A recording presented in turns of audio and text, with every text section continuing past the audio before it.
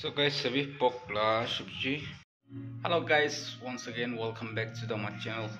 Aaj to bishi specially apnan ke cooking kura laga do. Apnan ki banaise koi na apni angi dekha bole ase. Ito ra last of side dibe aro kalti koi na thai shukle do morom ram map kur dibe koi na chana jese. Aro guys, ito shuru no age de. Mola channel ki para tak aro share kur dibe aro kiman jon mo ye support kore ase bishi thanks ishor bra sob ke apni angi blessing dibule amila ichha kora apni angi diase de.